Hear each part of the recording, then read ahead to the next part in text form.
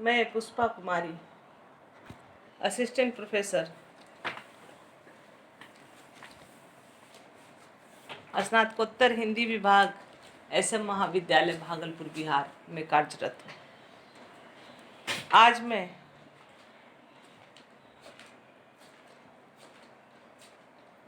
जिस पर विचार करने जा रही हूँ उसका शीर्षक है टिप्पण अर्थात नोटिंग। यह पाठ्यक्रम स्नातकोत्तर हिंदी में चतुर्थ सेमेस्टर के 16वें पत्र में यूनिट 4 के अंतर्गत तिलका मांझी भागलपुर विश्वविद्यालय भागलपुर में सम्मिलित किया गया है।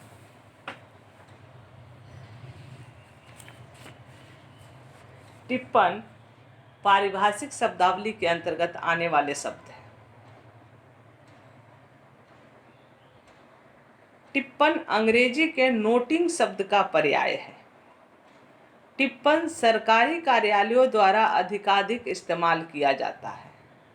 इसका अर्थ यह नहीं कि व्यावसायिक या निजी प्रतिष्ठान में इसका उपयोग नहीं करते, परंतु इनका अधिक उपयोग सरकारी कार्यालयों में होता है। सरकारी कार्यालयों में विचाराधीन पत्रों या आवेदनों के प्रति जो संक्षिप्त समाधान सुझाए जाते हैं वह टिप्पणी होती है। कभी कभी विचाराधीन आवेदनों पर ही संक्षिप्त दिशा निर्देश संबंधित अधिकारी या कर्मचारी को दिए जाते हैं, यह भी टिप्पणी है। इसके अतिरिक्त पूर्व पत्रों का संक्षेप, स्वीकृत प्रश्नों का विवरण, उसकी व्याख्या, कार्यवाही का दिशा निर्देश भी टिप्पणी के अंतर्गत आता है। छोटे या अधीनस्थ कार्यालयों में टिप्पण का काम केवल सहायक कर्मचारी ही करते हैं। बड़े कार्यालयों में अधिकारी वर्ग के लोग करते हैं, खासकर उन मामलों में जब निर्णयार्थ वह टिप्पणी शीर्षस्थ अधिकारियों के पास भेजी जाती है। टिप्पण या आलेखन तैयार करने के कुछ नियम, परिनियम आदि हैं, परंतु जिस तरह प्रारूपकार की कुशलता पर ही अच्छा प्रारूप निर्भर करता है, उसी तरह टिप्पण का स्वरूप तैयार करने वाले पर निर्भर करता है। अच्छा टिप्पण तैयार करने की कुशलता निरंतर अभ्यास के द्वारा प्राप्त की जाती है। टिप्पणी पूर्ण रूपेण तर्कों पर ही निर्भर करती है। जिस बात पर निर्णय लेना हो उसकी तर्कों द्वारा ही पुष्टि की जाती है, क्योंकि यह प्रामाणिकता से संबद्ध होती है।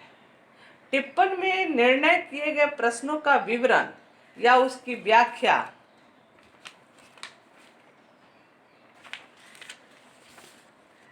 कार्यवाही संबंधी दिशा निर्देश, पूर्व के पत्रों का सार आदि पर निर्णय लिए जाते हैं। टिप्पणी के कुछ प्रमुख विशेषताएं इस प्रकार हैं। 1. टिप्पणी को हमेशा शांत एवं संयत भाषा में ही लिखा जाना चाहिए। चाहे टिप्पण में कोई आलोचना हो या सिफारिश, शब्द एवं वाक्य सुस्पष्ट होने चाहिए, न कि आदेश पूरक। नंबर 2. कम शब्दों में अधिकांश बातों को समेट लेना सक्षम टिप्पणकार की व्यक्तिगत कुशलता मानी जाती है। फिर भी यथासंभव टिप्पण का आकार प्रकार छोटा ही रखना चाहिए। नंबर 3. टिप्पण में दुविधा या भ्रम की स्थिति उत्पन्न करने वाले शब्दों से बचाव का प्रयास होना चाहिए। दो अर्थों वाले शब्दों का प्रयोग तो नहीं ही होना चाहिए। नंबर 4. बिना किसी अलंकरण, मुहावरों, लंबे वाक्यों के ही टिप्पण श्रेष्ठ है। छोटे छोटे सामान्य प्रयोग में आने वाले शब्दों का इस्तेमाल होना चाहिए। नंबर 5. कार्य का अग्रसारण ही टिप्पण का उद्देश्य होना चाहिए। विषय को अधिक बढ़ा चढ़ाकर उसे उबाऊ या उपदेशात्मक नहीं बनाकर संक्षिप्त रूप में ही प्रस्तुत करना चाहिए। नंबर 6. टिप्पण में किसी भी निर्णय के प्रति दृढ़ता का प्रदर्शन नहीं ही होना चाहिए, क्योंकि इससे किसी कार्य के प्रति टिप्पणकार का व्यक्तिगत झुकाव होने के प्रमाण मिलेंगे।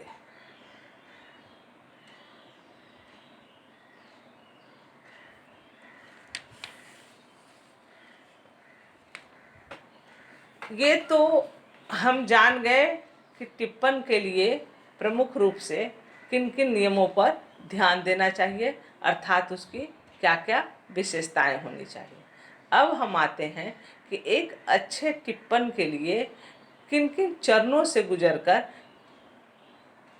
टिप्पण को संपूर्णता दी जाती है। वे चरण क्या क्या हैं? टिप्पण प्रक्रिया बड़ी सावधानी से संपन्न होती है। इसके कई चरण हैं। टिप्पणी लिखते समय प्रथम अनुच्छेद को छोड़कर अन्य सभी अनुच्छेदों को अलग अलग संख्या देनी चाहिए। इससे लाभ यह है कि प्रस्तावित अनुच्छेद को देखकर ही आदेशाधिकारी बिना अधिक समय लगाए सुगमता से टिप्पणी का अवलोकन कर सकता है। अलग अलग विभागों में बटी टिप्पणी बड़ी होने पर भी सुस्पष्ट होती है, क्योंकि प्रत्येक विभाग संबंधित प्रकरण पर विशिष्ट रूप से प्रकाश डालता है। निर्देशों का स्थान हमेशा टिप्पण के पीछे होना चाहिए, क्योंकि सामने रहने पर पढ़ने वाले का ध्यान भंग होता है। निर्देश हमेशा एक के बाद एक होना चाहिए। एक साथ दो बातों का समावेश नहीं होना चाहिए। टिप्पण लेखन में ज्यों का त्यों अनुच्छेदों का उदाहरण देने से बचना चाहिए, जब तक कि विषय अति महत्वपूर्ण न हो। किसी भी दूसरे विभाग की टिप्पणी में किसी अन्य विभाग के शब्दांतर नहीं करने चाहिए। टिप्पण में छोटे प्रपत्र नहीं प्रयोग किए जाने चाहिए, क्योंकि ऐसा न हो कि दिए गए प्रपत्र पर टिप्पण के लिए स्थान ही न रहे। केवल साधारण दिशा निर्देश के लिए छोटे प्रपत्रों का इस्तेमाल होना चाहिए। टिप्पण के संबंध में सबसे आवश्यक है कि उसे हमेशा अन्य पुरुष की शैली में लिखा जाना चाहिए। किसी की ओर स्पष्टतः इंगित करके नहीं लिखा जाना चाहिए। हिंदी में टिप्पण लिखते समय अधिकारी कर्मचारियों को अंग्रेजी शब्दों के पर्यायवाची शब्दों के लिए रुकना पड़ता है और कई उलझनों का सामना करना पड़ता है। ऐसे मौक़ों पर हम हर समय अंग्रेजी हिंदी शब्दकोश खोलकर देखना जरूरी नहीं समझते हैं। सरल हिंदी में टिप्पण लिखते समय अगर किसी अंग्रेजी शब्दों के लिए उचित हिंदी शब्द न मिलता हो तो उसकी जगह उसी अंग्रेजी शब्द का प्रयोग किया जाना चाहिए, परंतु लिखते समय उसे नागरी लिपि में लिखना चाहिए। अब टिप्पण को लिखने के कितने चरण होते हैं उस पर विचार करने के उपरांत अब हम टिप्पण के कितने भेद होते हैं और ये भेद कार्यालयों में प्रचलित होते हैं, इसके ऊपर भी थोड़ा ध्यान केंद्रित करेंगे। टिप्पण के कई रूप कार्यालयों में प्रचलित हैं। टिप्पण के कई प्रमुख भेद व्यवहार में हैं। अब वो भेद कौन कौन से हैं उसे हम जान लेते हैं। सबसे पहले नेमी टिप्पणी। कार्यालयीय कामकाज में संचिकाओं पर दैनिक स्तर पर छोटी छोटी टिप्पणियां लिखी जाती हैं। इन्हें नेमी टिप्पणी या कार्यालयीय अनुदेश कहते हैं। किसी संचिका को देखकर उस पर अधिकारी द्वारा ऐसी टिप्पणियों की जाती है जो आकार में छोटी होकर भी अपने आप में संपूर्ण होती है।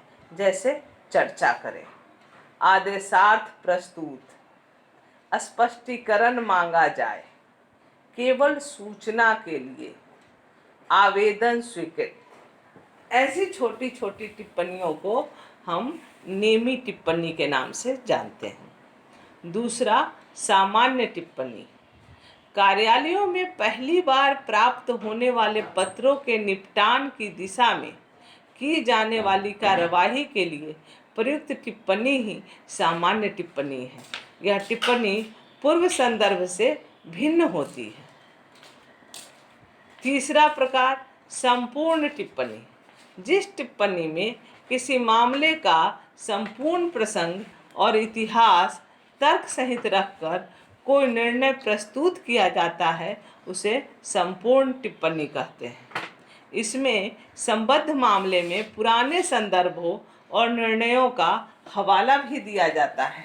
वास्तव में संपूर्ण टिप्पणी किसी भी मामले का संपूर्ण विश्लेषण है जो किसी समाधान तक भी पहुंचाती है। चौथा प्रकार स्वपूर्ण टिप्पणी। स्वपूर्ण टिप्पणी में कभी कभी संचिकाओं में ऐसी टिप्पणियां भी लिखी जाती हैं जो अपने आप में पूर्ण और स्वतंत्र होती है। जैसे किसी कार्यालय में कंप्यूटरों की खरीद के लिए लिखी गई टिप्पणी स्वपूर्ण ही होगी, क्योंकि इससे कोई पूर्व संदर्भ या प्रसंग नहीं होगा। नंबर 5, अनौपचारिक टिप्पणी।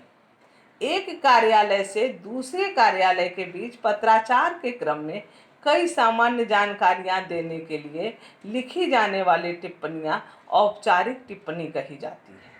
ऐसी टिप्पणियों के उत्तर में प्राप्त होने वाली टिप्पणियां भी अनौपचारिक टिप्पणी ही कहलाती है। टिप्पणी के इन प्रभेदों का उपयोग कार्यालयीय व्यवहार की एक सहज प्रक्रिया है जो अपने आरंभ से लेकर अंतिम निर्णय तक पहुंचती है।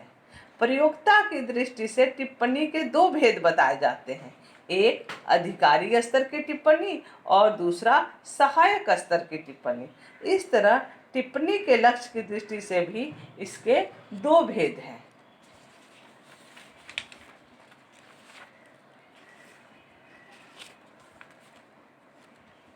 आदेशात्मक टिप्पणी और व्याख्यात्मक टिप्पणी। अधिकारी स्तर पर टिप्पणी आदेशात्मक होती है और सहायक स्तर की टिप्पणी व्याख्यात्मक होती है। वास्तव में टिप्पण लेखन कार्यालयीय व्यवहार का ही एक अपरिहार्य कार्य है जिसके बिना कार्यालय का संचालन कठिन होता है। धन्यवाद।